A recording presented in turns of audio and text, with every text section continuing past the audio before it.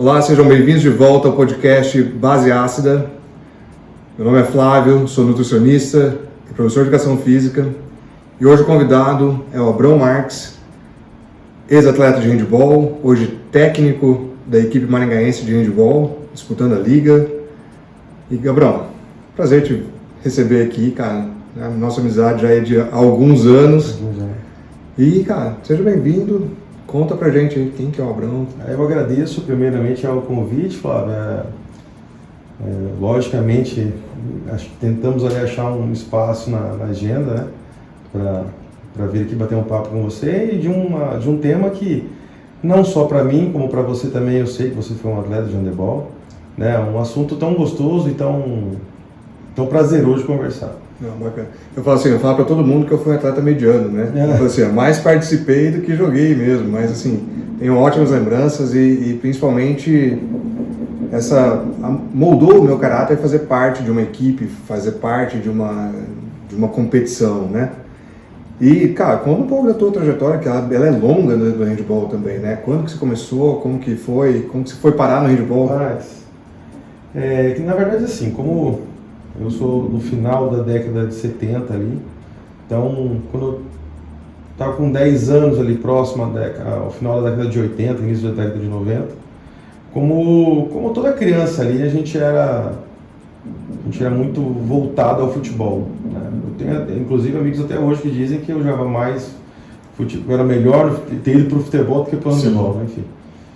Mas eu no colégio que eu estudava, acabou não tendo vagas ali nos treinamentos do futsal.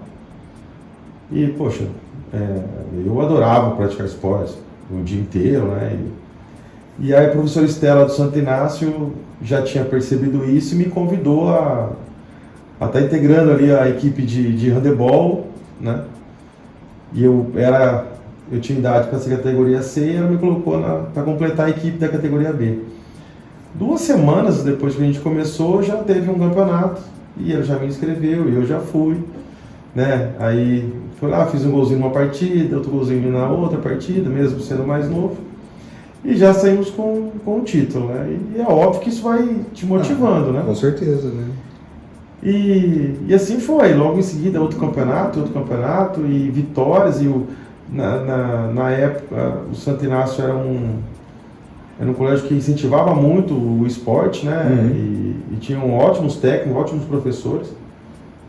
E aquilo foi agradando, sabe? Foi incentivando, foi um grande impulso para que depois eu acabasse optando mesmo, né? Por ficar no handebol. E dali, já no ano seguinte, eu integrei ali a seleção de Maringá, na categoria infantil, né? Com o professor Paulinho, que posteriormente nos levou ao Gastão, onde formou uma grande equipe que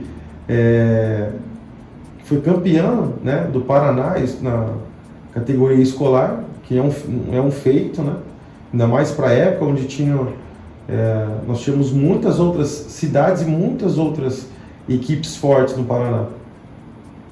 E para você ter uma noção da força dessa equipe, do Gastão, dali nós tínhamos pelo menos 2 que jogaram Mundial e um que jogou Olimpíada. Sim, né? sim.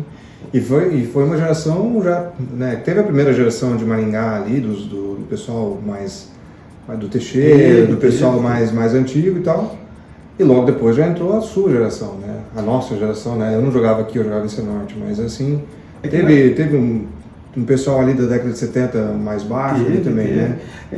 Na verdade, esse pessoal abaixo ali de 75, 73 ali, eles eram um pessoal meio de fora que veio para Maringá e acabou fazendo a história de Maringá, né? Ajudando a fazer a história do handebol, né?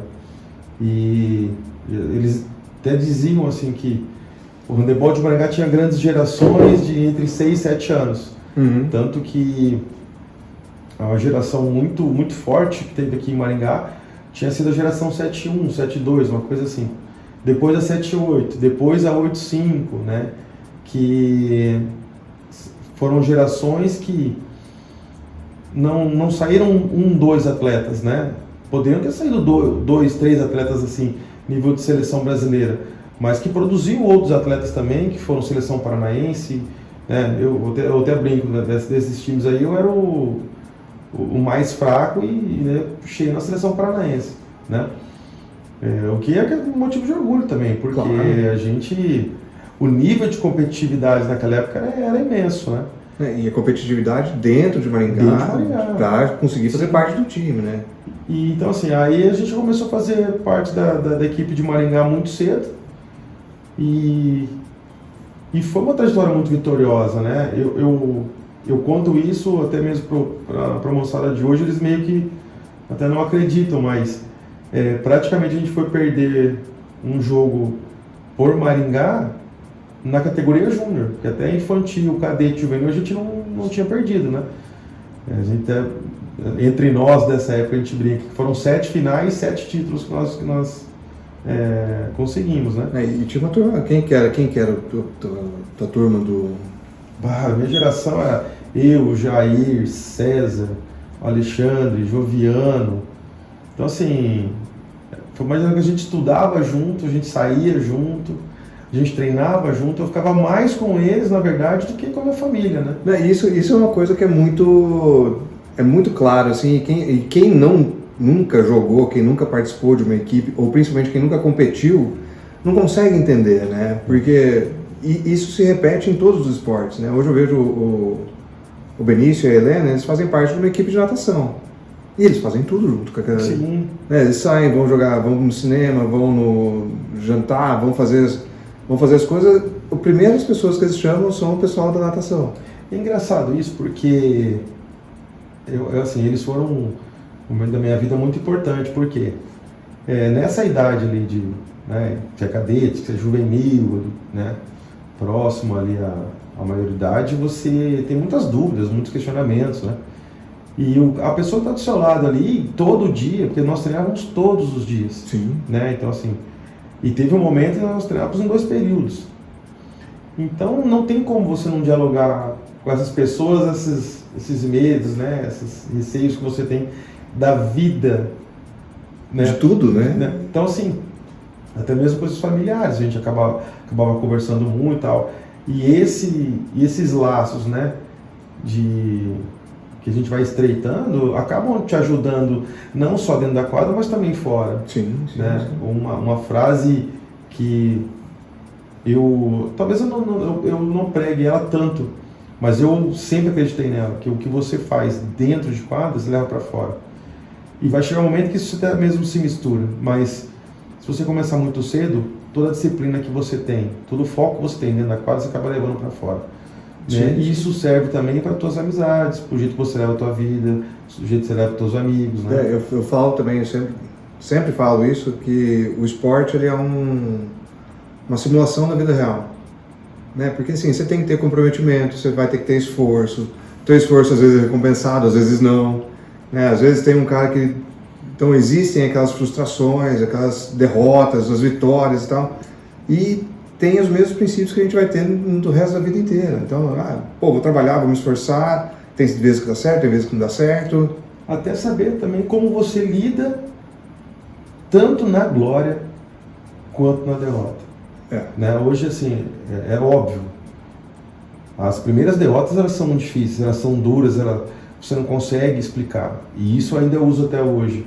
Né? Uma frase que eu utilizo com a minha equipe é: a vitória, ela tem o seu lado ruim. Qual que é o lado ruim? Você ganha, você comemora, medalha põe no peito, e você sai comemorando e você esquece de analisar, de avaliar tudo que foi feito. Porque durante o processo teve coisas ruins. Sim. E você não analisa. Você analisa quando? Quando você perde, porque você quer melhorar. Né? Então, assim, na verdade, não só na derrota nós temos que ter essa avaliação. Nós temos que fazer na vitória também. Por isso que grandes campeões sempre dizem que fácil, muitas vezes, não é fácil, essa não é a palavra, mas chegar em primeiro lugar, talvez o caminho não tenha sido tão difícil. Mas se manter em primeiro lugar, aí é onde é o segredo que os verdadeiros campeões conseguem descobrir. Isso a gente tem, né? Principalmente os mais famosos são os técnicos do vôlei, né? Que, cara, o cara chega de viagem, já vai pra quadra treinar e tal, e tem uma cultura de de busca de resultado e de resultado que permeou naquelas seleções, né? A gente está entre safra agora, né? Está saindo uma geração vitoriosa das duas seleções agora, né? E está sendo construída outra, mas vai ter que levar o mesmo espírito, né? Bom, Brão, e assim, depois ali dessas fases mais juvenis e tal, aí você vai para a faculdade. Como é que você escolheu a educação física ou escolheram a educação física te escolheu? Como é que foi? Olha, esse foi um episódio muito, muito engraçado, porque eu não iria fazer, na verdade, a inscrição naquele ano, porque quando eu fiz o terceiro ano no Gastão foi um ano que eu fiz de uma forma muito mal feita, porque a gente viajou demais. Nós jogamos, naquela época, a gente já disputava campeonatos brasileiros, né, da categoria júnior, e a gente integrava também a equipe adulta. Então, assim, a gente viajava demais, jogava muito, né? E eu falei pra minha mãe, mãe, eu não vou gastar dinheiro com a inscrição, né? Porque eu não vou passar, né? Eu não tinha o hábito, assim, não era um estudante exímio, né? Sim. Porém, sempre estudei, sempre entendi que minha vida poderia melhorar, né? Se eu realmente estudasse, seguisse um caminho. E minha mãe me incentivou a fazer a inscrição um dia antes do final do prazo. E eu fui com o César Joviano, com o Joviano, na verdade, para fazer a inscrição. E na fila ali, cara, eu falei, o que eu faço? Eu só gosto de praticar esportes, eu vou fazer o quê? Então, assim, eu não tive tempo, na verdade, de sentar com meu pai, com a minha mãe, né? E também não posso cobrar muito deles, que eles não tinham muita... como eu posso dizer, eles não tinham muita base para fazer isso para mim na época, sim, né? Sim. Meus pais nunca tiveram muito estudo, né? Enfim, sempre foram exímios trabalhadores, né? Mas nesse quesito, assim, é óbvio que queriam sempre a minha vida fosse a melhor possível, né? Mas eu acabei escolhendo ali na fila, né? Foi uma escolha meio que cômoda para mim, né? E eu fiz a inscrição, mas eu tinha certeza que eu não ia passar. E eu passei no meu primeiro. E eu tinha certeza que eu ia passar, né? Tanto é que outro lance muito engraçado foi que eu estava em casa, né, esperando o resultado, e tinha uma amiga nossa, a Lé, que morava do meu lado, e estava lá, vários pontos na minha frente, né? E ela estava com receio de não passar. E, enfim, eu falei, eu não vou passar. E no último dia eu arrisquei tudo. E quando saiu o estado, eu fui até a UEM, morava na época eu morava do lado da UEM, e quando eu fui na UEM, eu vi que eu tinha passado. E aquilo eu fiquei em choque. Putz, e agora? Eu ia ter que estudar vou ter que fazer. E, inclusive, a foto no jornal O Diário, que saiu, né, dos aprovados da UEM, é a minha foto com o uniforme do handebol. Que massa. Porque eu estava sentado tentando entender ainda que eu tinha passado e como que eu tinha conseguido esse feito. E veio o pessoal perguntar se eu era caloso, tinha passado. Eu falei, podemos tirar uma foto sua? Eu falei, pode. Aí veio um monte de gente cortar meu cabelo e tal, né? Mas foi assim, a escolha foi uma escolha óbvia, não me arrependo, né? Sim. Não me arrependo. Hoje estou em outro curso hoje, né? Tentando me formar em Direito, mas a escolha da educação física, por mais que tenha sido uma forma muito súbita, foi uma escolha do meu coração, não me arrependo, né? Acho que tenho muito a agradecer a educação física, que ela me formou, me ajudou a me formar a pessoa que eu sou hoje. Tudo que eu tenho, a educação física me proporcionou. Então, na verdade, eu sou muito grato à educação física. E nessa trajetória, daí, conciliando faculdade com vida de atleta e já... assim, quando você é atleta, algumas coisas você tem que fazer opções, né? Então,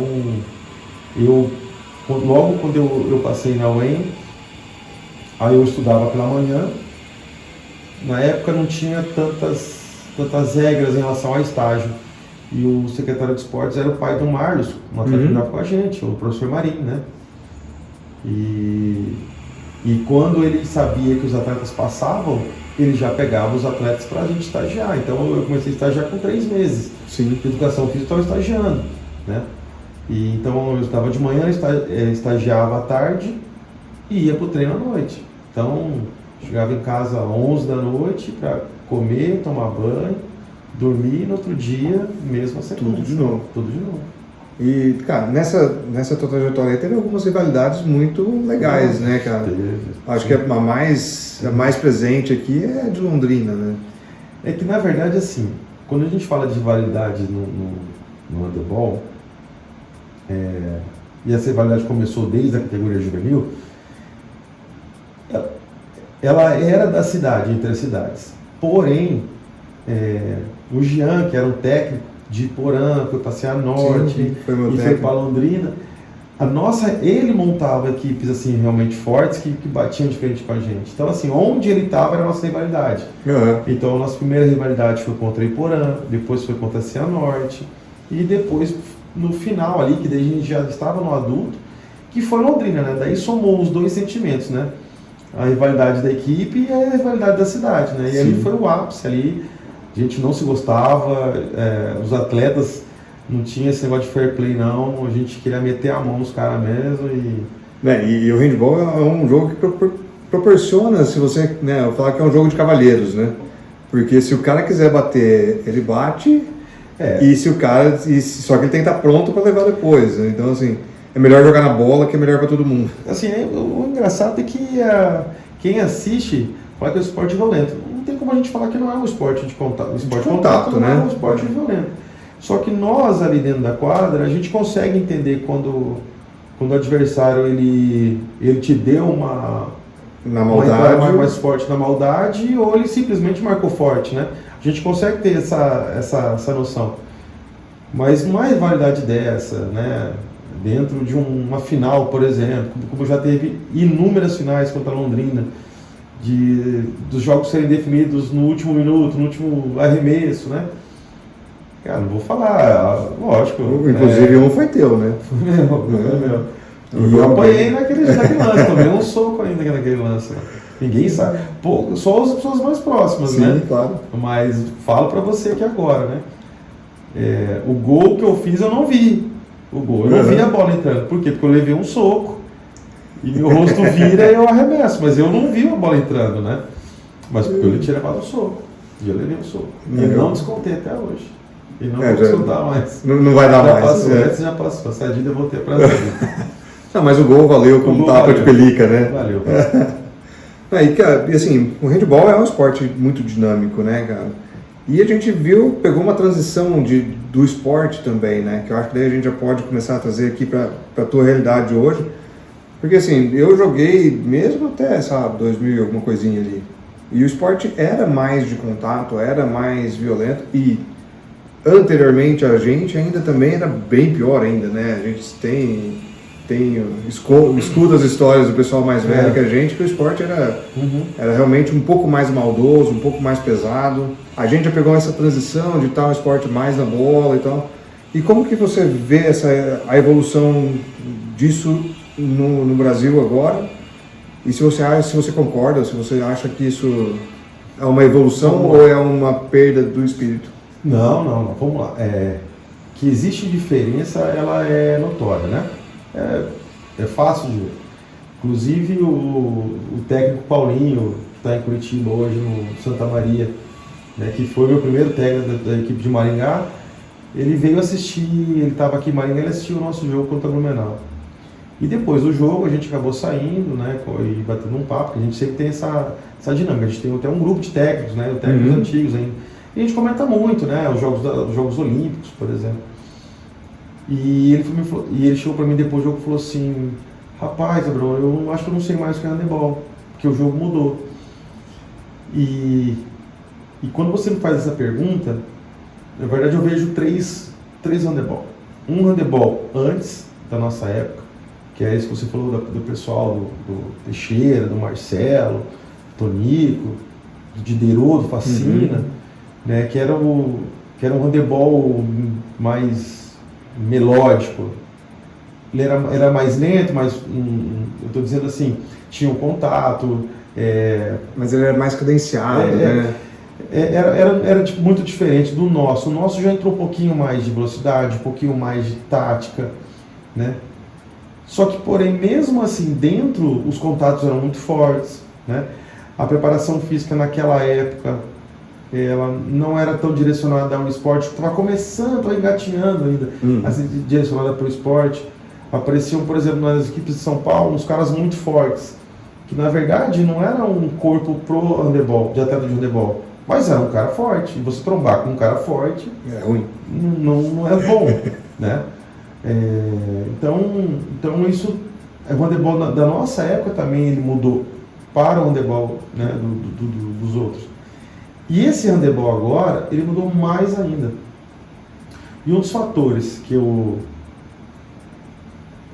falo, né, pro pessoal de hoje, é que um dos fatores que fez mudar muito foi a bola.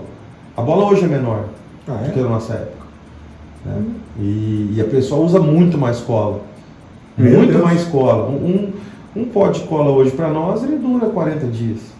Meu Deus, a gente durava 2 anos. Não, pó de cola custava o olho da cara aquele negócio. Enfim, e hoje, o handebol de hoje, você cola, você não joga, né? Porque a gente jogava naquela época, quando as equipes de São Paulo, eles já usavam uma cola no padrão de hoje, com muito mais cola e tal. Só que a bola era maior. A bola era maior, o arremesso não era tão forte. Então, assim, algumas pessoas arremessavam muito forte a bola, outras pessoas já não arremessavam tão forte. Hoje em dia, pela bola ter mudado, ser um pouco menor, muitas pessoas arremessam forte. Então, se você, o que faz você ter, por exemplo, defesas com mais contato, defesas saindo um pouquinho mais para fazer o embate com o atacante. Por quê? Porque se ele chegar ali perto dos 7, 8 metros e arremessar, vai ser gol, né? Então, e o esporte em si, ele está muito mais dinâmico, muito mais rápido, aproveitando mais as situações. Pode ser impressão minha, mas é muito 1-2, muito, as jogadas são muito pequenas, né? Pô, eu lembro que tinha tática na nossa época que os 7 atletas encostavam na bola para fazer uma jogada. Mas assim, Flávio, o acesso à informação também é outro hoje. Eu quero fazer um apêndice aqui que eu estava comentando com o Rogério ontem, antes da gravação, que como as medalhas estão começando a pulverizar mais na própria Olimpíada, né? Quer dizer, você vê atletas de países que a gente não escutava falar, né? De repente você pega, cara, a Itália indo muito bem no atletismo, umas coisas que a gente não via antigamente. E eu acho que também é um pouco dessa questão da informação, da ciência de treinamento, agora chega para todo mundo. Hoje nós temos a condição, eu consegui assistir hoje a semifinal Noruega-Dinamarca, da equipe feminina. A equipe da Noruega, ela, no feminino, ela parece que pratica outro esporte ou está em outra prateleira, pela velocidade, e não só a qualidade, mas pela velocidade que elas empregam tanto na defesa quanto no ataque. Elas correm praticamente 60 minutos, né?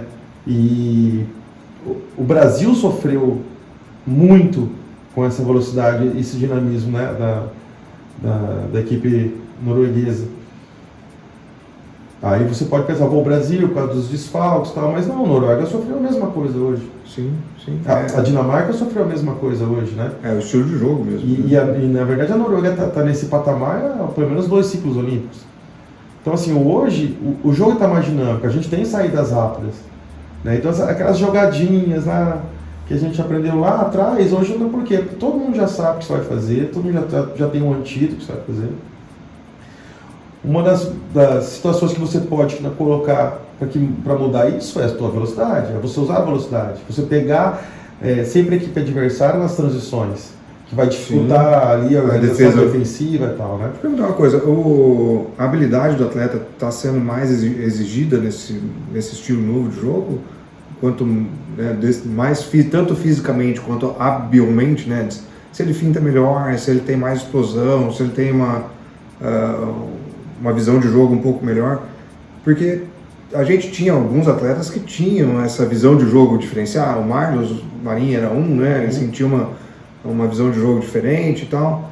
E quando a gente pega e conseguia se virar bem, e outros mais físicos, né? Tipo o próprio Jair era um cara mais físico e tal. E hoje você vê esse atleta para jogar nesse estilo novo, mais dinâmico, habilidade, ele tem que ser um atleta mais completo para conseguir fazer isso? Flávio, eu volto no acesso à informação.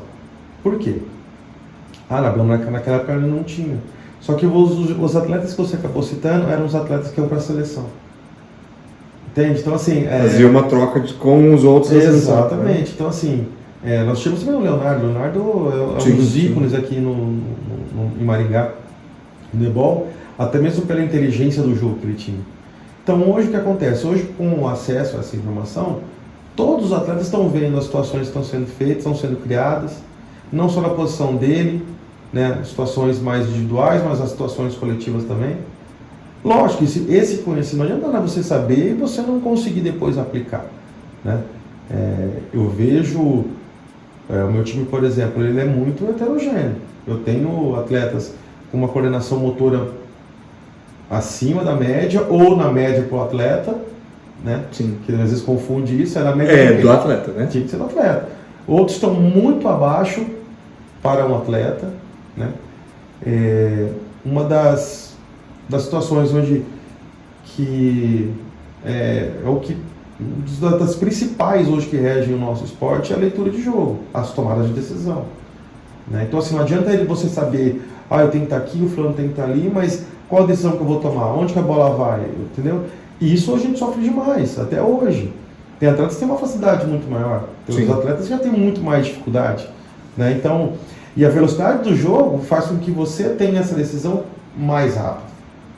Na nossa época, essas jogadas eram tão, aos meus olhos hoje, elas eram tão lentas que hoje você fica assim, tá muito mais fácil. Todo mundo consegue ver, tá? Mas para a época dava certo, porque a equipe não sabia que se você não tinha enfrentado ela não sabia nem quem que era que estava jogando. Não ia marcar, e eram coisas simples, que hoje raramente dariam certo.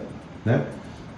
E hoje o dinamismo do jogo, a velocidade do jogo, né? Tem muita coisa tática? Tem, mas essa parte física, o atleta fisicamente, tecnicamente superior, ele tem o seu ganho. Né? Eu aprendi isso com a Dinan, que foi um atleta de jogo em Maringá muitos anos atrás, que eu compartilhava uma visão com ele até hoje. O handebol é simples, no handebol você tem que vencer o seu e passar a bola, porque alguém vai ficar livre. Né?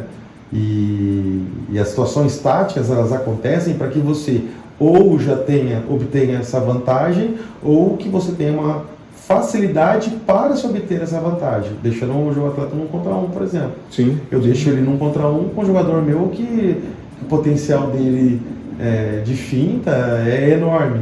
Então nós temos que fazer uma situação tática para deixar esse atleta nessa situação de um contra um sem as ajudas, né? Sim. E o handebol tem muitas ajudas hoje, né? Então,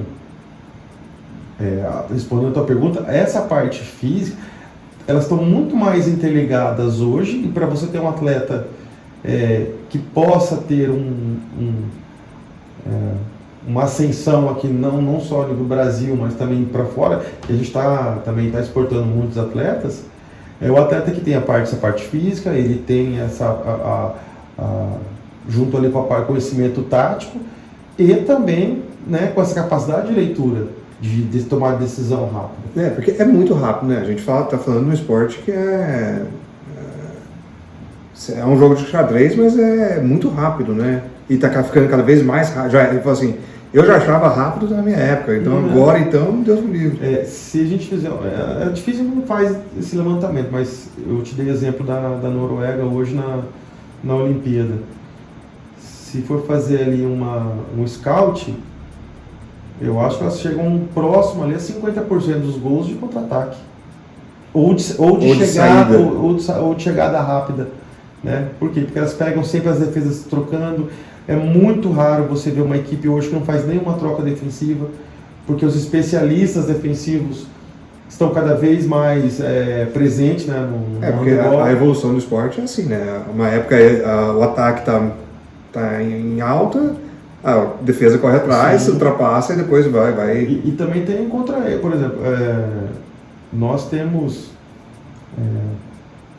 em algum momento a gente já usou, por exemplo, 2 trocas defensivas, porque a gente precisava de uma defesa, ela é mais pesada, eu vou prejudicar a minha chegada ofensiva? Vou, mas eu preciso defender. Entendeu? E equipe, por exemplo, você pega lá um Pinheiros, um Taubaté, um Praia, eu tenho que ter uma defesa mais pesada, né? E na nossa realidade hoje, por exemplo, eu tenho 3 pivôs, eu preciso marcar com 3 pivôs, que são os maiores da equipe. Quando a gente fala de maior da equipe, o pessoal tem uma ideia, que altura que esses meninos têm, qual o peso que eles têm mais ou menos? Olha, a gente tem uma variedade, mas eu tenho o Gabriel, tenho 96, canhoto, o Gabriel deve estar com uns 90 quilos. Eu tenho o Rafael, né, o Rafael é um dos atletas mais longevos aqui de Maringá, está com 37 anos. O Rafa tem 1,90m, 1,92m, ele está com 100 quilos. Né? E assim, são atletas muito fortes.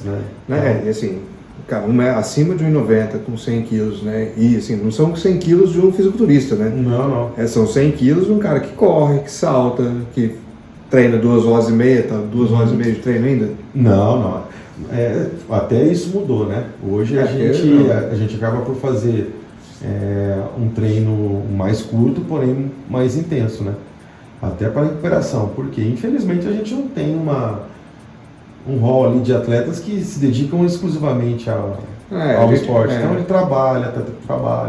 Então fazer treinos muito longos também acaba por não ter um rendimento.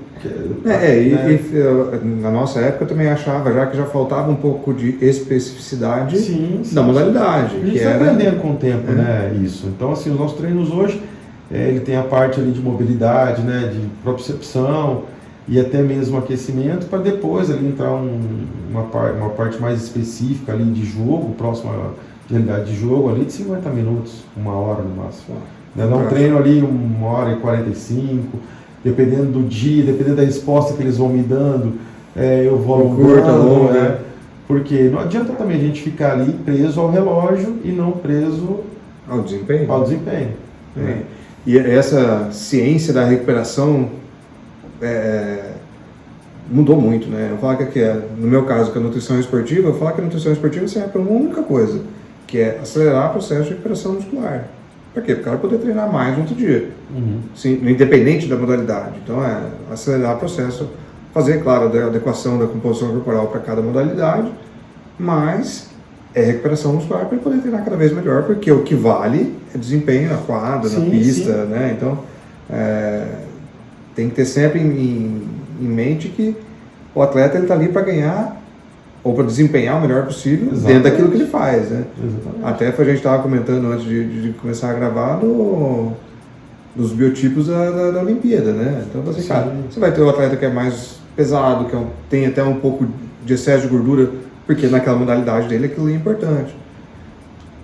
Bruno, e assim, né, já entrando aí, né, nessa questão do treinamento mesmo, como que está dividido o calendário de vocês anual, mais ou menos, né? Quais são as competições-alvo, aonde que Maringá está inserido aí no cenário nacional do handball?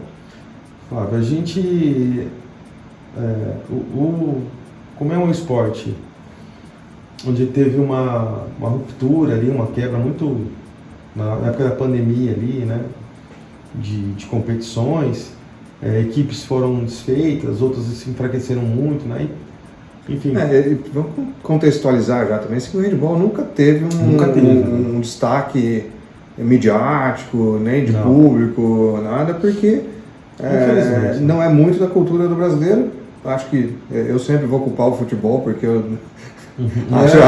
acho que o futebol é um negócio muito ruim para o Brasil e não tem essa cultura para outros esportes, né? E como é um esporte que isso eu acho fantástico no handball, ele agrega qualquer pessoa, né?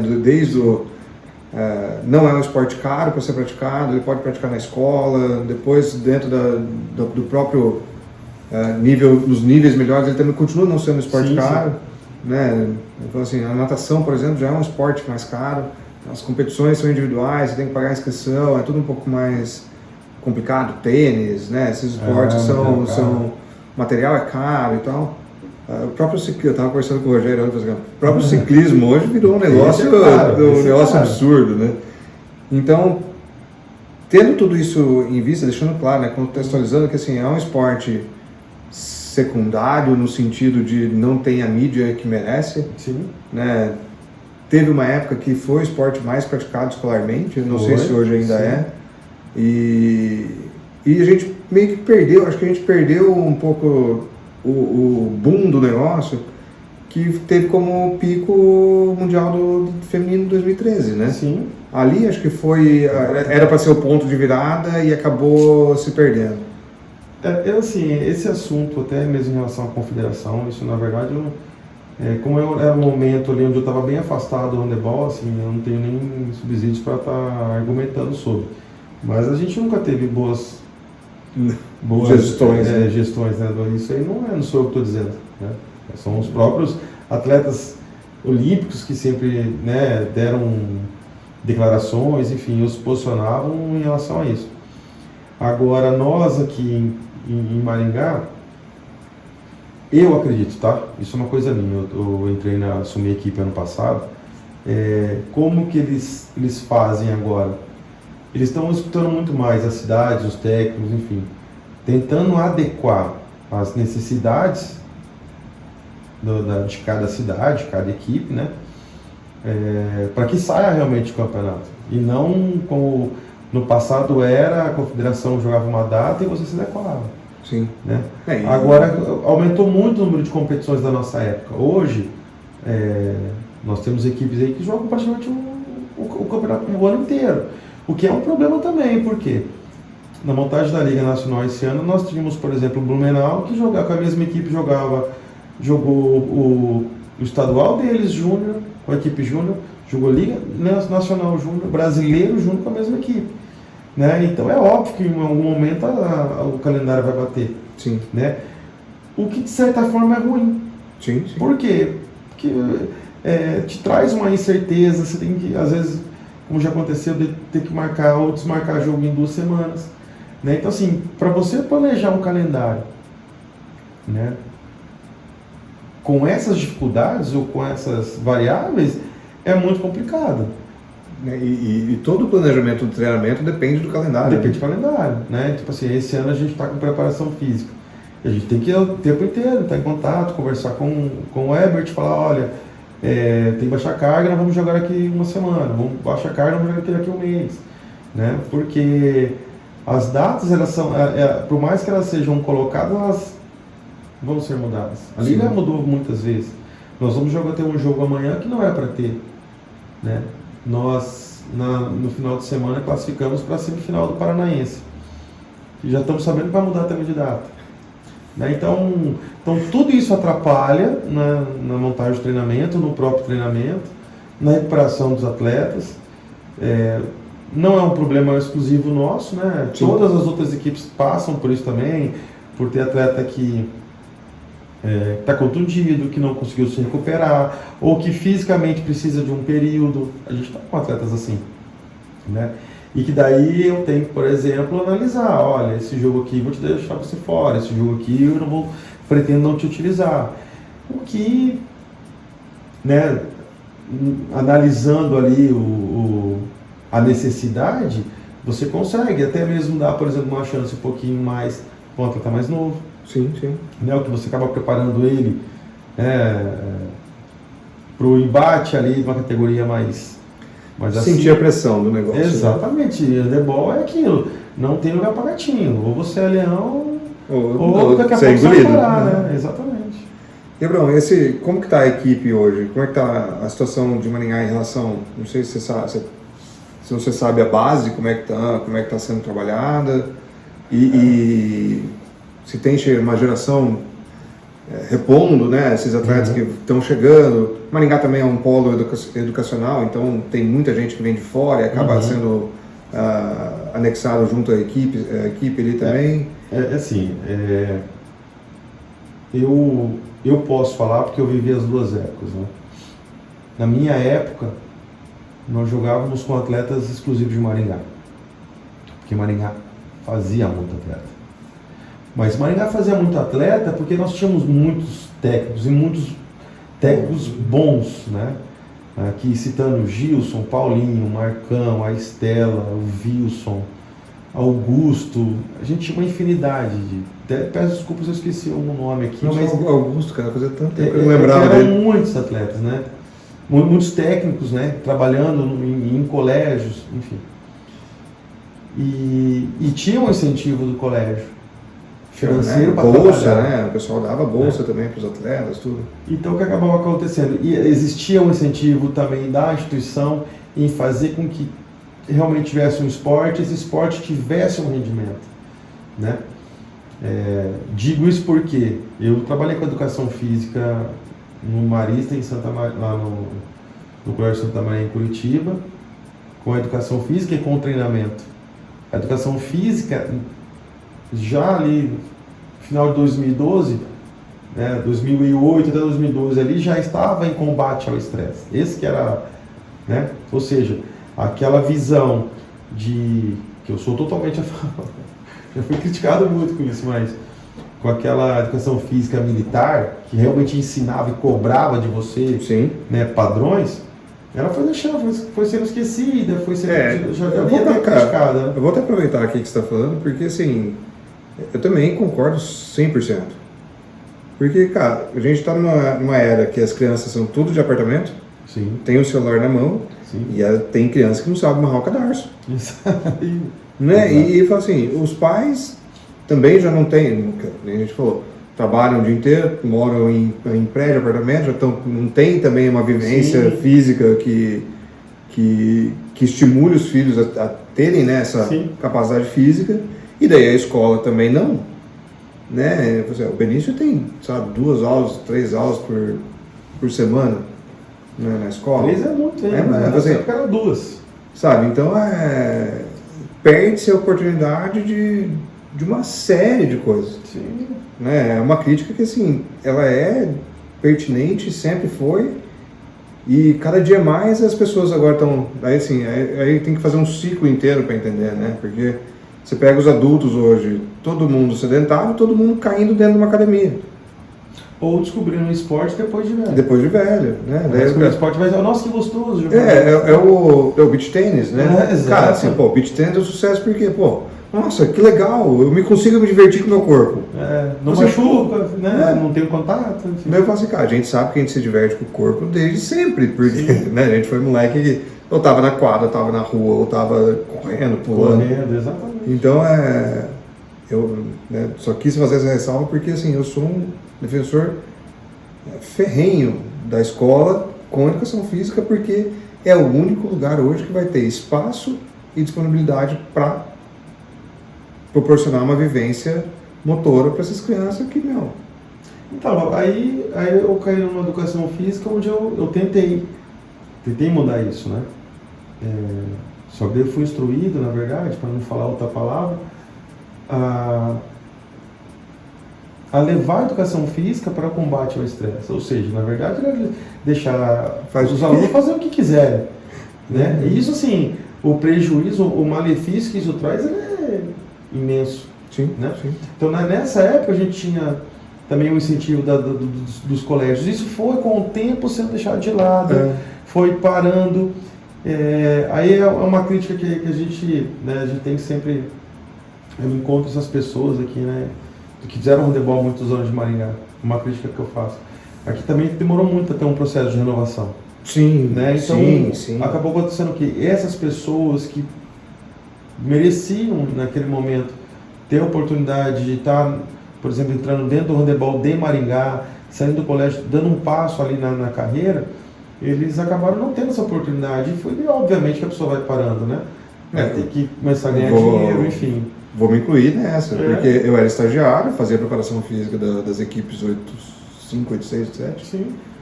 E quando eu me formei, não recebi nem, assim, perguntei, e aí, tem algum espaço para mim? Não tem. Então, Daí eu falei assim, eu fiquei 3 anos lá dentro. Você imagina alguém que ficou 20 anos fazendo isso. Sim. E aconteceu. Então, assim, as pessoas... Para vários, né? Elas foram parando, e hoje, quando você, depois de tanto tempo, você para e faz uma análise, as instituições não são mais as mesmas, os colégios não incentivam mais nem a educação física, muito menos ao esporte de rendimento. Você já não tem mais profissionais qualificados e interessados em fomentar ali a equipe de Maringá. Aí você teve uma pandemia, onde teve um recorte ali, um lapso temporal gigantesco, então fez com que... Por que eu estou dizendo tudo isso para você? Hoje, nós temos que refazer o trabalho de base, porque Maringá perdeu. Então, a nossa equipe hoje ela é recheada de atletas de outras cidades, não só do Paraná, mas como também do Brasil. A gente teve que trazer, por quê? Senão nós não conseguiríamos montar uma equipe, não é nem uma equipe de qualidade, é montar a equipe com jogadores só que de Maringá. Sim. Né? E é uma questão onde a gente está trabalhando, sempre estamos conversando, tentando ver uma solução para que em um futuro próximo Maringá não precise mais trazer atletas de fora. E se trouxer a categoria adulta. Sim, né? Aquela peça que falta. Exato, porque a gente também não... Maringá sempre foi um celeiro que produzia atletas. Porém, também Maringá, ele era, em algum período, ele foi receptor também de talentos da região. Sim. Né? Onde, que eu já escutei também técnicos falando das cidades ali vizinhas. Eu não tenho condição de dar uma competição mais importante para o meu atleta que tem qualidade. Né? Vou te dar um exemplo. A Larissa Araújo, que está na seleção brasileira hoje, ela estudava no colégio comigo, lá no Marista. Né? Eu praticamente já quero um desperdício, né? O talento daquele ficar no colégio. Eu indiquei para ela vir para a Cianorte. Sim. Que naquela época, né, teve uma equipe boa. E daqui ela teve um sucesso. Daí consegue ser visto, né? Vai para competição grande, vai para a liga e tal, você consegue ser visto, né? Isso vai nessa questão dos atletas exportados, né? Assim, você falou que acho que tem uma leva cada vez maior de atletas brasileiros saindo, né? Depois que o Jordi veio para o Brasil, teve uma abertura maior ali, sabe? Para o mercado estrangeiro. Então, assim, a gente tem todo ano atleta saindo, né? Agora, por exemplo, nessa janela, se eu não me engano, um dos expoentes do Nacional, que é uma equipe fortíssima de Santa Catarina, foi para uma equipe da Espanha. No começo do ano tinha ido 2, né? O 2 do Nacional foi um do Praia, enfim. Então, e voltando também, né? E uns mais velhos voltando. O pessoal volta, né? Tem uma hora ou outra tem que voltar. Tem que voltar. A gente está até, inclusive, tentando trazer um maringaense de volta aí para o ano que vem. Quem sabe ele... Vamos torcer. Né? Cara, traz uma experiência, uma visão diferente, né? Sim, então, Sem falar que é uma pessoa incrível. Então, e quantas equipes na liga hoje, Abrão? Então, Flávio, quando a gente jogava a liga ela tinha um formato muito diferente, né? Ela reunia as 8 equipes, ou 10 equipes, né? Melhor ranqueadas no Brasil, e você fazia jogos de ida e volta. Uhum. O que acabava acontecendo? Muitas equipes do Nordeste, que a gente sabe que, né, se a gente do Sul já não tinha tanto incentivo, imagina as do Nordeste. Elas acabam não participando da Liga Nacional, se jogavam competições que ficava muito caro vir para cá. Né? O Brasil é muito grande, né? Mas as principais competições estavam aqui, né? Então o que a Confederação fez? Ela fez por conferências. Então ela fez Conferência Norte, Conferência Sul, Sudeste. E daí vão sair os classificados, cada conferência, né, já é estipulado uma quantidade de equipes que se classificam para um chamado Main Round, que é o que a gente está participando agora, e desse Main Round vão sair as equipes que vão participar da fase final. Da fase final vão sair 4 equipes que farão o Final Four, que daí serão... estilo bem americano, né? De playoff e tal. Assim. Exato, e assim, eu acho muito legal isso, porque você acaba oportunizando as equipes em ter esses jogos contra equipes de regiões diferentes, né? Então, na primeira etapa, nós acabamos jogando com as equipes né, do Paraná, que foi Cascavel e de Santa Catarina. Agora nós estamos jogando contra equipes de Minas e São Paulo. Se a gente se classificar, a gente joga daí e vai vir as equipes do Nordeste, aí com outras de São Paulo já classificadas, das classificadas já do Sul, né? Pô, muito legal, porque aumenta o número de equipes que podem participar, né? E mais jogos também, mais né? jogos, porque né? o que a gente, nós aqui sempre pedíamos, né? Era mais jogos difíceis, mais jogos fortes, para que a equipe conquiste ali uma casca, né? Sim, uma claro. experiência de jogos importantes, porque nós perdemos muitos jogos por falta de experiência, né? Assim, handebol a gente tinha, conhecimento a gente não tinha, na verdade, a parte psicológica de saber jogar aquele jogo daquela forma, com daquela equipe. Aqueles últimos 5 minutos, né? Exato, e as equipes de São Paulo entre si, elas jogavam muitos jogos assim. Então, muitas vezes elas ganharam, na verdade, realmente na experiência, né? Na capacidade de entender o jogo. E que nem você falou, né? O esporte foi evoluindo cada vez mais para esse entendimento do jogo. Exatamente. Então, hoje, e é uma outra, né? Se a gente for analisar uma pirâmide de importância, a parte psicológica hoje, meu amigo, ela é importantíssima.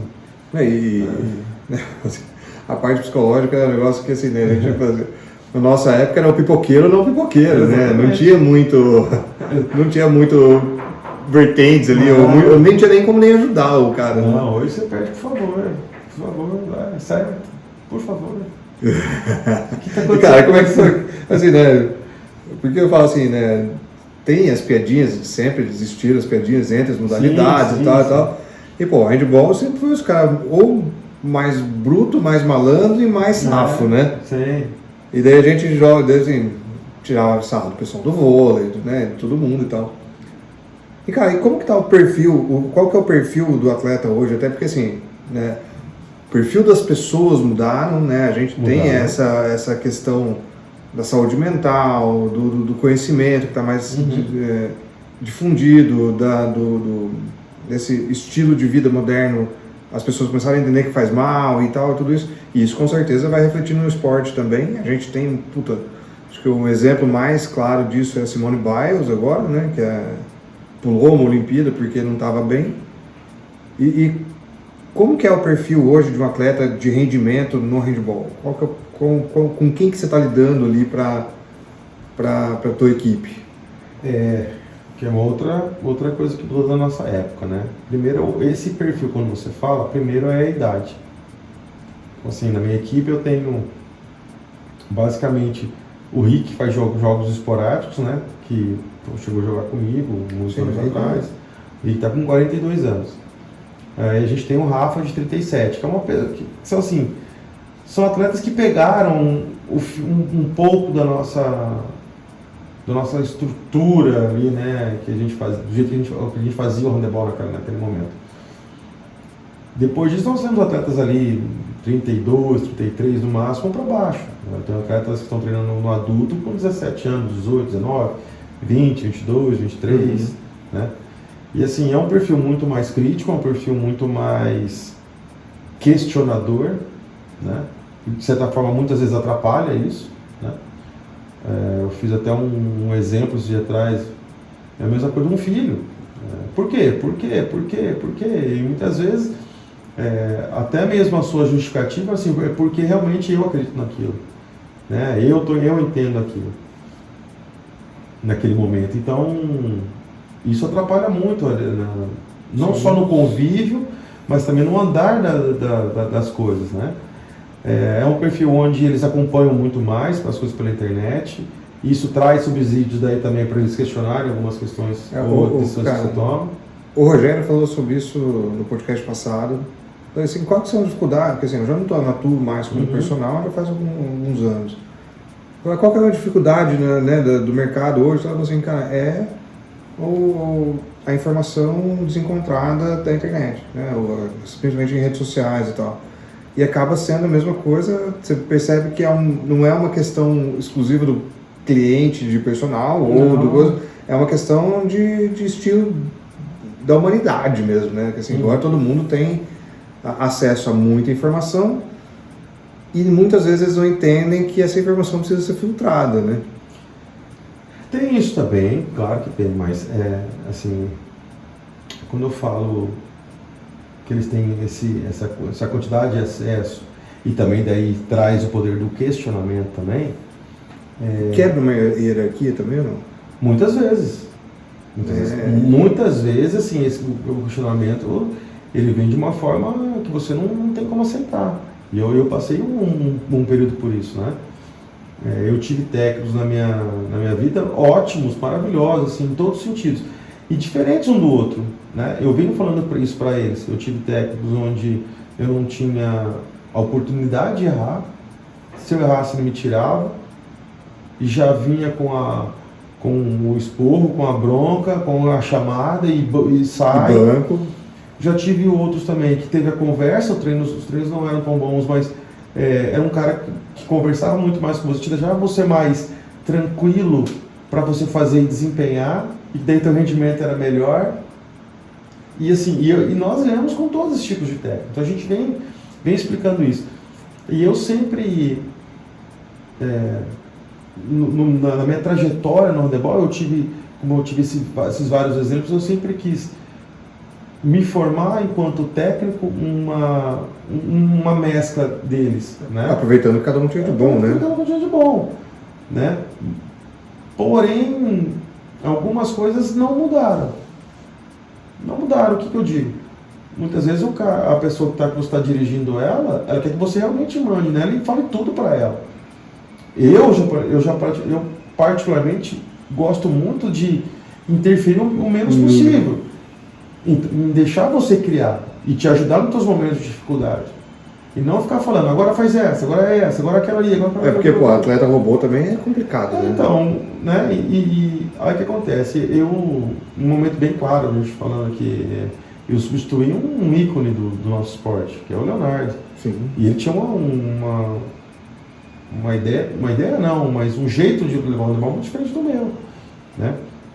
Uns gostam, outros não gostam, então assim, isso acaba em algum momento, se você não tiver maturidade suficiente, por atrapalhar o momento, né, da equipe. Quando eu assumi, por exemplo, ano passado, a gente era totalmente desacreditado, né? Era um grupo desacreditado porque saíram 5 atletas, dos 5, 4 titulares, eu afastado 10 anos, o Leonardo saindo, multicampeão. Até mesmo eu escutei de outras equipes, assim, calma, Abrão, o teu trabalho vai ser daqui 2, 3 anos, né? E o que acabou acontecendo? No ano passado a gente ganhou tudo, né? Lógico, aproveitei muito ali o que tinha de bom, tava, né? Apesar que a equipe foi praticamente desmontada. É uma equipe que veio, os atletas de fora não estavam aqui, né? O que ficou 5, 6, né? Putz, tem que valorizar o trabalho, Lógico. porque assim, você não monta uma equipe do dia para noite, principalmente para ganhar qualquer tipo de competição. Não, e assim, então, o que eu quero dizer, então, lidar com um grupo hoje é muito mais difícil do que antigamente. A não ser que você tome a iniciativa ou aquele modelo do eu que mando, eu que faço e acabou.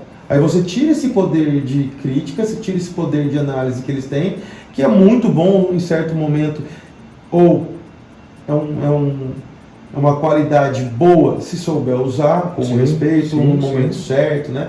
Eu tenho você traz assim, coisas novas. Lógico, né? Até porque assim, eu me considero uma pessoa muito... Eu tenho minhas opiniões e minhas convicções. Só que eu nunca vou deixar de escutar. Você pode chegar até a mim e conversar comigo. E se você... Eu tenho uma capacidade que eu acredito que seja uma qualidade. Se você conseguir me fazer mudar de opinião, eu vou mudar. Eu não vou ter vergonha de falar isso. Não, eu sou teimoso e vou continuar nesse caminho aqui até... Isso eu acho muito bom escutar você falar isso, porque eu também compartilho dessa mesma premissa.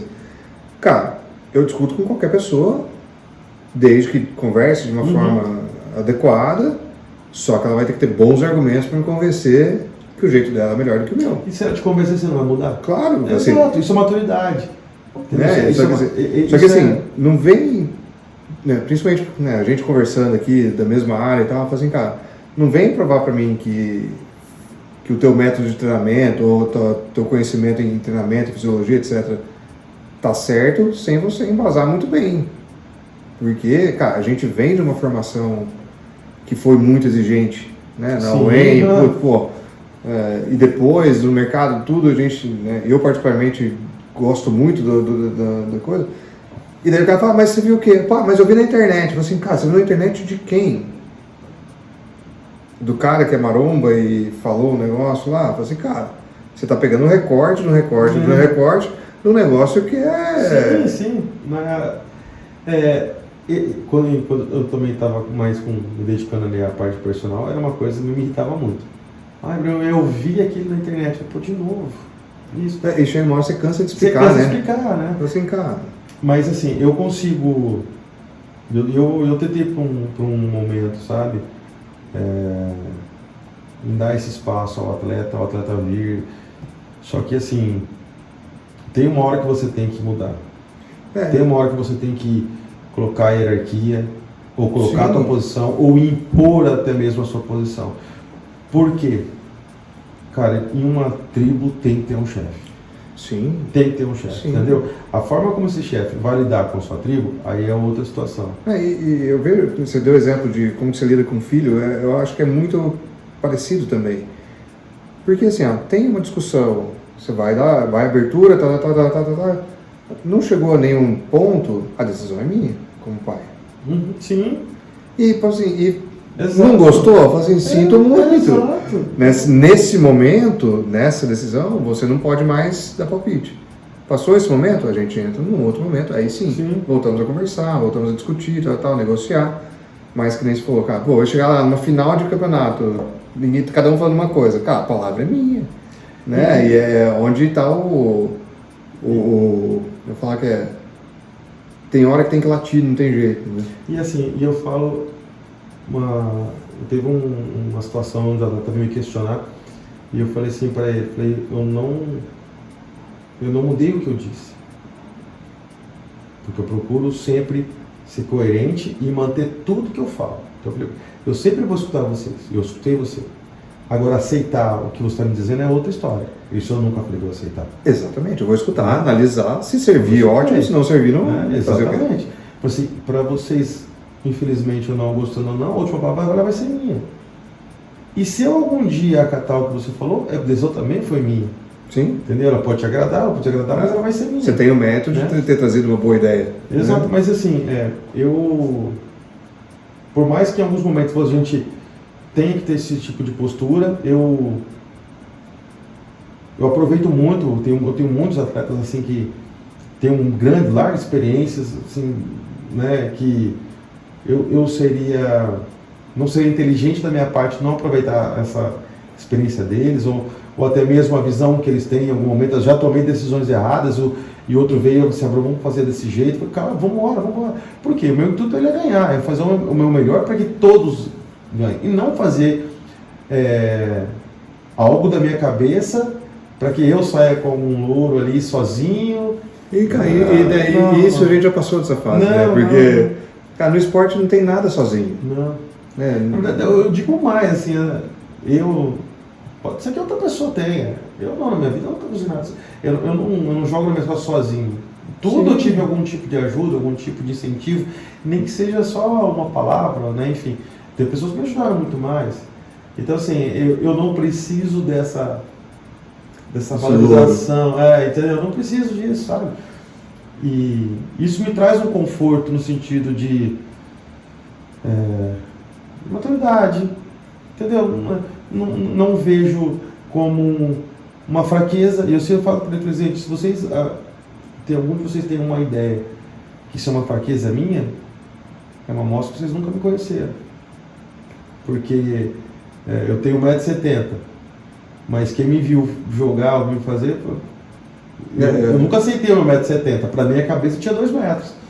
E eu nunca fugi disso. Eu enfrentava a cara de 2 metros. E quanto maior, mais eu queria esse embate, entendeu? Então, assim, hoje, quando eu escuto ou quando eu aceito, é uma maturidade na fraqueza. Claro. Né? Quando eu falei que o handball é um esporte que aceita todo mundo, o teu exemplo sempre foi muito claro. O teu exemplo do Nandinho e tal, porque, O Nandi era um moleque super habilidoso, você no caso super habilidoso também. Eu, o Nandi e o Vanini. Vanini, nossa, o Vanini. Os três assim da mesma altura. Mesmo perfil ali e tal. Nessa época era tudo era maior, cara. Maior, mais forte. E justamente conseguir, eu falo assim, a adaptação do esporte e a adaptação ao esporte, né? Que você usava as tuas melhores qualidades, velocidade, habilidade e tal, para conseguir ganhar num cara que você não ganharia em natação, por exemplo, nunca. Nunca. Porque o cara, né? Tinha muitos ali que ganhavam muita coisa, não ia ganhar não. Você pode, a gente jogava com, né, na minha época, o Mão de Onça veio jogar com a nossa equipe, né, o Claudemiro.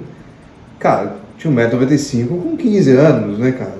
Assim, o Mão putz, uma vez eu fui fazer barreira de pivô pra ele. Rapaz, já levei tanta nossa, na cabeça.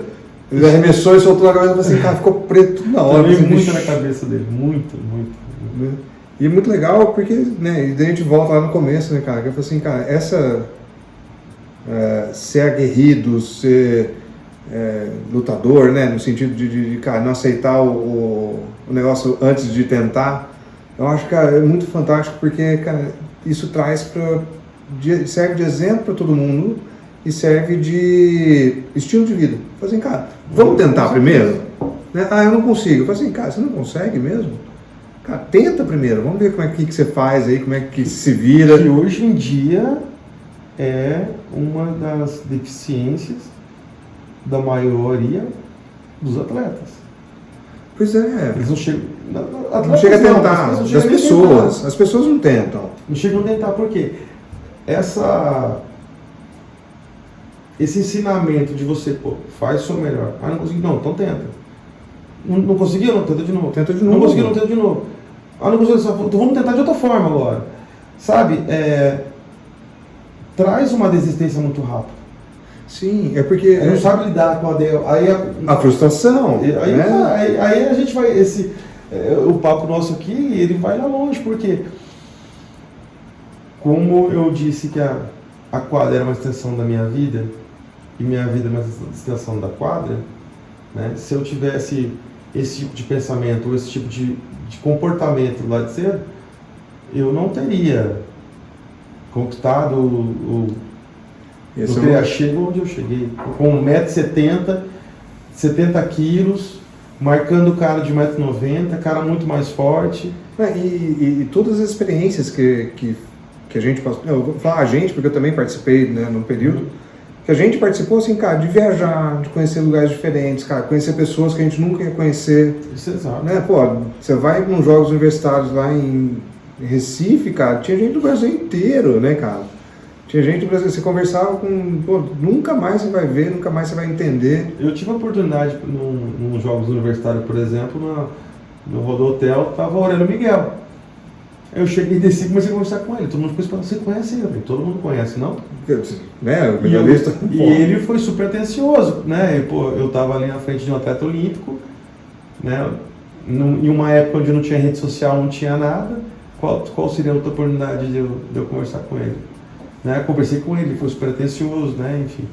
O esporte traz isso. E o esporte, assim, engraçado que assim, além dessas oportunidades, assim, todos os perrengues que a gente passou, né, cara? E viajar, dormir em colchãozinho de, cara, 2 centímetros, passar frio no alojamento, banho gelado, Que é uma outra coisa. Hoje, eu posso falar assim, mudou de certa forma. Mas hoje, os atletas de hoje não passariam o que a gente passava. Não, porque eles não aceitariam. Não tem essa... Não aceitariam. Cara, era um espírito muito aventureiro mesmo, assim, sim, cara. Sim. Cara, não tinha celular, não tinha dinheiro, não tinha banco, cara. Eu levava o dinheiro no bolso e era o que tinha. E se não tivesse refeitório, não comia. O jeito que viajava, o jeito que... Cara, nossa, viajar de Kombi. Já teve um jogo de volta da Liga Nacional e que depois do jogo, né, tomava banho no ginásio para voltar para Maringá, era só um cano. Gelado. Hoje em dia não. Hoje em dia, por exemplo, o Guarulhos está vindo jogar aqui amanhã. A técnica estava falando comigo a semana inteira. Tem alojamento, como é que é não sei o quê, como é que é a comida, como é que é a cama, como é que é o café, como é que é tudo. Tá frio, não tá.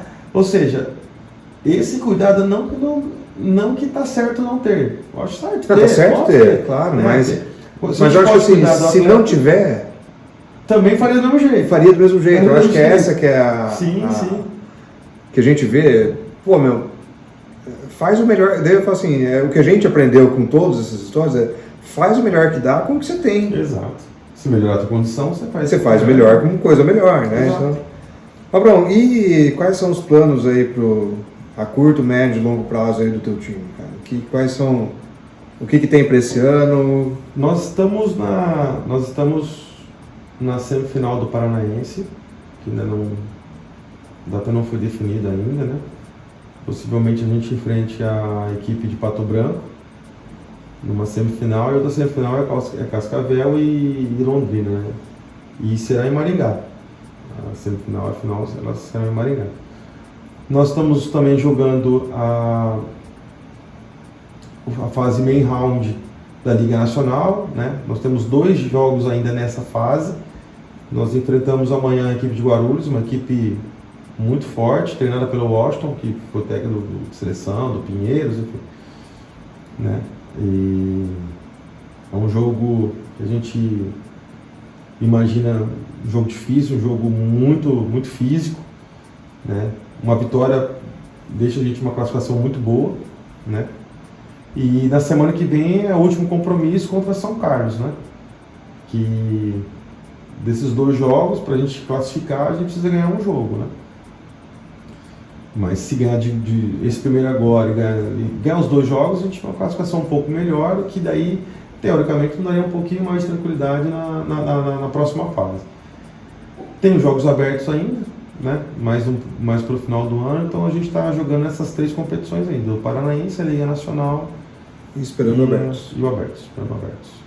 E né, a parte de treinamento de base, essas coisas, você também está envolvido ou isso fica com outros? Não, a gente tem o professor Fábio e o professor Henrique, né, que são os 2 professores que cuidam mais dessa parte, né, das escolinhas, dessa parte do infantil, né, e eles que tocam essa categoria. Inclusive, quero até pedir licença, eu queria fazer uma homenagem aqui, né, à professora Berê, que infelizmente nos deixou aí na semana passada.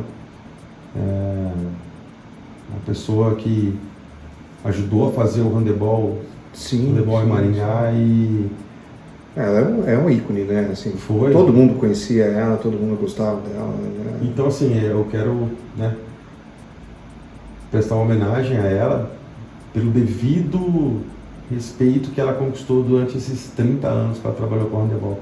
Então, quero mandar um beijo, um abraço para o filho dela, para a mãe dela. Bacana. Né, que ela esteja num bom lugar agora. Com certeza. E no final do ano, a tua equipe tem férias? Já tem um planejamento para o ano que vem? Como é que tá? Como a gente, handebol, né? A gente não deixa também para o final do ano fazer as análises do ano, enfim, já projetar o ano que vem, né? Na verdade, a gente até começou a fazer um esboço de alguma coisa. Geralmente os atletas, depois da última competição, eles são dispensados, né? Eles têm uma bolsa que eles recebem até dezembro e depois da uma competição eles são dispensados. Só que nesse processo a gente já vai, né, entrando em contato, mostrando interesse por um outro atleta, né? Ou já tenta liberar, né, a dispensa, porque daí às vezes ele tem a oportunidade de ir para uma outra equipe. Né? É legal você ter o contato com outros técnicos também, que vocês acabam... É assim, né? Obviamente todo mundo quer ganhar. Sim, né? A gente sim. não tem, assim, nesse momento a gente não tem tanto amigo assim, você quer? Não é assim que funciona. Mas eu particularmente não tenho nenhum técnico que eu já enfrentei, que eu tenho uma inimizade ou que eu não tenho um contato bacana, né? Tanto é que muitos nem me respondem no grupo da Liga, no grupo da Liga Nacional ou da Liga do Paraná. Eles me mandam mensagens no particular, porque Eu sempre vou tentar ajudar, lógico que não me prejudique, mas a gente já pegou já algumas coisas assim, né? Me ajuda, mas me ajuda para eu te prejudicar, né? Mas eu acho que também, né, tem essa questão do atleta mesmo, né, cara? A gente se acaba essa relação técnico e atleta nunca é uma relação só profissional. Você acaba sempre criando uma amizade, uma proximidade, né? E se puder ajudar, ajuda, mas nem sempre é possível, mas sim, se for possível, né, faz tudo para ajudar o cara. A gente tem assim, ó. Até porque a gente já esteve do lado de lá, né? Diferentemente da nossa época, hoje a Associação de Handebol de Maringá ela consegue manter repúblicas hoje. Então a gente tem uma república do masculino, se não me engano, 2 femininas, né? E que a gente consegue manter eles, né, com os custos da casa, que moral hoje não é fácil, ainda mais os atletas que a gente está trazendo de fora, né? E a gente sempre está conseguindo alguma coisa em relação à alimentação, né? A gente acabou de conquistar um grande passo aí, né? Que foi a GT Foods, que está nos ajudando aí com a parte de proteína, né? Assim, não, sensacional, né? E a gente teve ajuda também na verdade o intermediário foi o escritório Federici Mikashi, né? Que fez essa ponte e conseguiu, né? Inclusive a gente recebeu antes de ontem essa notícia. Notícia não, nós recebemos já a proteína, né? Então, que legal. Então eles vão fazer um repasse ali até o final do ano, né? E a gente vai conseguir manter as duas repúblicas aí com alimentação, que é uma coisa que na nossa época não tinha. Não. Né? Então assim, enquanto eu estiver à frente da equipe, eu vou sempre tentar fazer o melhor para os atletas. Para que eles tenham a sua melhor situação, enfim, das melhores oportunidades, né? Para que eles desempenhem o seu melhor. Isso é uma coisa que eu sempre vou fazer enquanto eu estiver à frente da equipe, vou fazer. Em alguns momentos a gente vai conseguir fazer mais, sim, outras menos também, mas eu sempre vou buscar o melhor e sempre vou buscar ajudá-los. Voltamos em fazer o melhor com o que tem, né? Exatamente.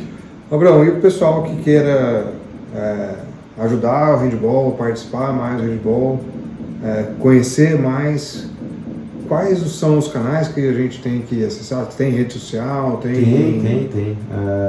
O Handebol de Maringá tem tanto o Instagram masculino quanto feminino, Handebol Maringá, .maringá, handebol.maringá.fem, que é o do feminino, né? Depois eu coloco ali no... A gente também tem vários projetos, né? A gente sempre incentiva que quem tem um interesse, né, em tá nos procurando, né? Enfim, ajudando da maneira que... tem algum projeto de incentivo fiscal para as empresas? Tem tudo montadinho? Sim, projeto federal, né? A gente sempre está buscando parceiros aí, não só em relação a essa parte fiscal também, mas em realmente apoio. A gente tem alguns patrocinadores que nos ajudam, ou com uma quantia de dinheiro, ou por exemplo, com marmita, ou com a proteína, né?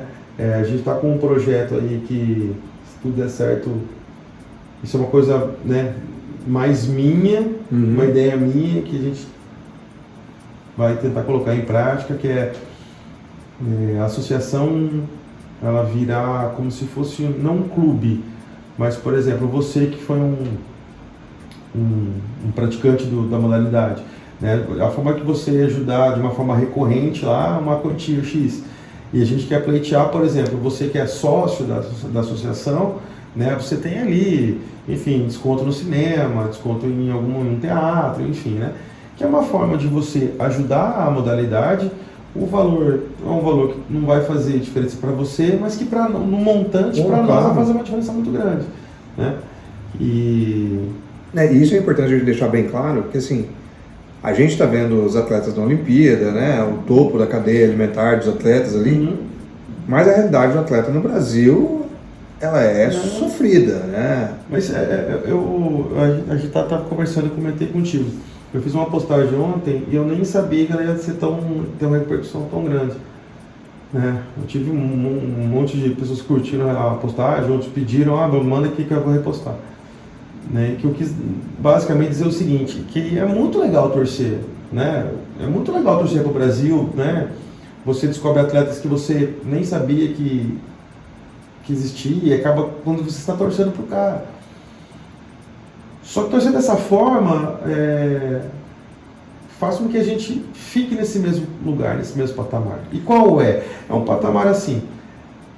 A gente não sabe, então com certeza essa pessoa, o incentivo que ela tem, não só financeiro, esse apoio, esse aporte que ela tem por trás é mínimo, né? Ele chega lá na fase da competição desconhecido, muitas vezes a ajuda que ele tem é ele mesmo que conseguiu, e a gente está querendo que ele ganhe medalha de ouro para o Brasil. Não é assim que funciona, né? Fiz analogia de a mesma coisa assim, para a prova você estudar.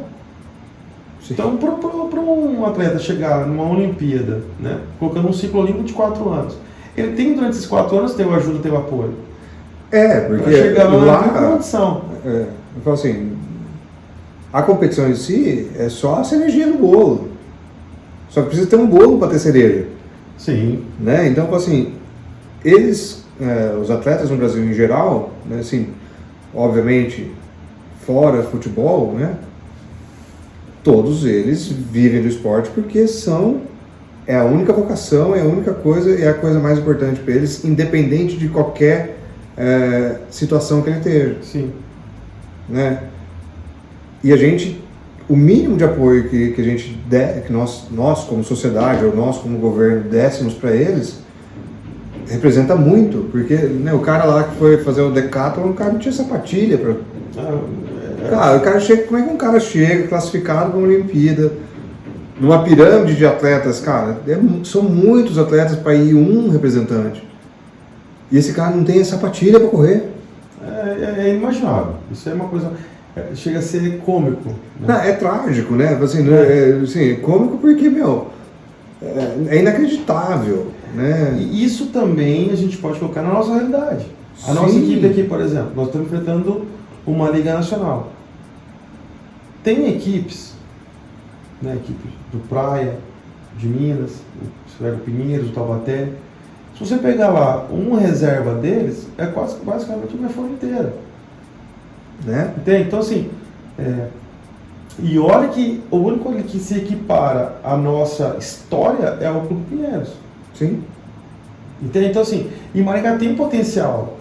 Tem potencial. Porque eu posso falar com propriedade que se tem um dos esportes que tem esse nível de atuação, não só com a sociedade, mas de rendimento, em Maringá é o handebol. Sim. Futebol não teve, o vôlei é altos e baixos, o basquete já foi altos e baixos, futsal altos já teve, já acabou. Acho que eu nunca ouvi falar. Né?